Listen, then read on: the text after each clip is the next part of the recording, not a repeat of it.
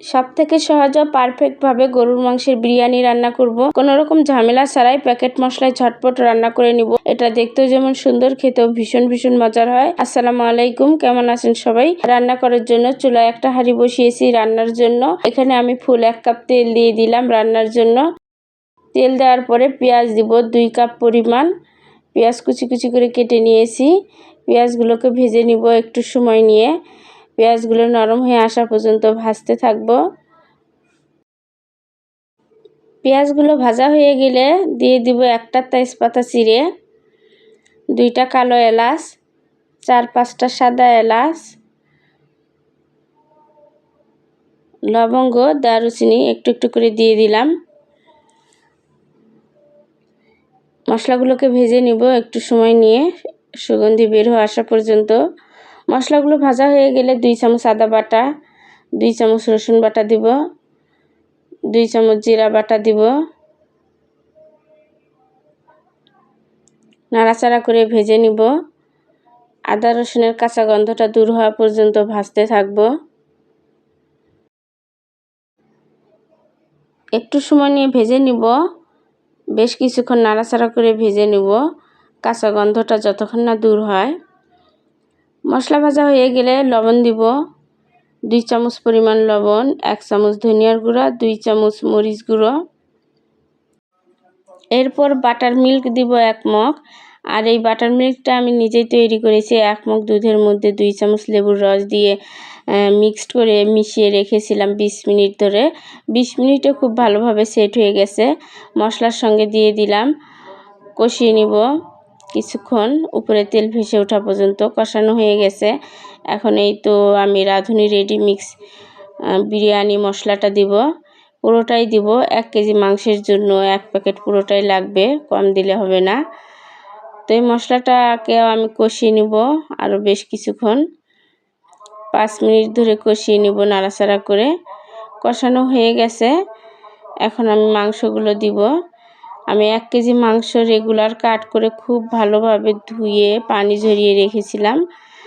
তো মাংসগুলো দিয়ে দিলাম, মশলার সাথে ভালোভাবে মিক্সড করে ঢাকনা দিয়ে ঢাকা দিয়ে রাখবো। ঢাকনা দিয়ে ঢাকনা খুলে 20 মিনিট ধরে মাংসগুলো কষিয়ে নিব। কোনো রকম পানি দিব না, মাংস থেকে যে পানিটা ছেড়ে দিবে ওই পানিতেই আমি রান্নাটা করে নিব, কষিয়ে নিব। তো এই তো আমি ধীরে ধীরে কষিয়ে নিচ্ছি, আছে অনেক সুন্দরভাবে কষিয়ে নিচ্ছি, খুব সুন্দর সুগন্ধি বের হচ্ছে। তো মাংস কষানো হয়ে গেছে, এখন আমি আলু দিব। 2টা আলু আমি ছোট ছোট টুকরো করে কেটে নিয়েছি। বিরিয়ানিতে একটু আলু না দিলেও হয় না, বাচ্চারা আলু খেতে ভীষণ ভালোবাসে, তাই আলু দিয়ে দিলাম। আবারও ঢাকা দিয়ে রাখবো, মাংসের সঙ্গে আলুগুলোকে কষিয়ে নিব। এই তো কষিয়ে নিচ্ছি, নাড়াচাড়া করে নিচ্ছি, কষানো হয়ে গেছে। এখন ধুয়ে রাখা চাল দিব। আধা ঘন্টা আগে আমি চালগুলো ভিজিয়ে রেখেছিলাম, ধুয়ে পানি ঝরিয়ে রেখেছিলাম। বিরিয়ানি পোলাওর জন্য চালটাকে যদি 30 মিনিট আগে ভিজিয়ে রেখে ধুয়ে পানি ঝরিয়ে রাখা হয়, তাহলে পোলাও বা বিরিয়ানি রান্নাটা অনেক সুন্দর হয়, ঝরঝরে হয়। এই তো চালগুলো আমি ভেজে নিচ্ছি মাংসের সঙ্গে, খুব ভালোভাবে সময় নিয়ে একটু ভেজে নিব। চালগুলো ভাজা হয়ে গেছে, এখন গরম পানি দিব। 1 কেজি চালের জন্য আমি 2 লিটার পানি দিব। 7-8টা কাঁচামরিচের ফালি দিব। একটু নাড়াচাড়া করে মিশিয়ে নিয়ে ঢাকনা দিয়ে ঢেকে দিব। 2 চামচ লবণ দিব। ঢাকনা দিয়ে ঢাকা দিয়ে রাখবো বলক আসা পর্যন্ত।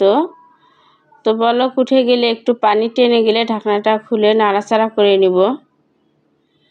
এই তো নাড়াচাড়া করে নিলাম, প্রায় হয়ে গেছে। এরকম সময় আমি ঘি দিব 2 চামচ, একটু বড় সাইজের চামচ দিয়ে দিব। কেওড়া জল দিব 2 চামচ। কেওড়া জল আর ঘি যদি দেওয়া হয় রান্নার শেষের দিকে, তো বিরিয়ানিটা খেতে ভীষণ মজার হয়, অনেক সুগন্ধি হয়। আর এই সুগন্ধির কারণে খেতে ভীষণ ভালো লাগে। তারপর ঢাকা দিয়ে রাখবো, মানে দমে রাখবো। 10 মিনিটের জন্য দমে রেখেছিলাম। এই তো সুন্দরভাবে হয়ে গেছে মাশাআল্লাহ। এখন পরিবেশন করে দেখাচ্ছি।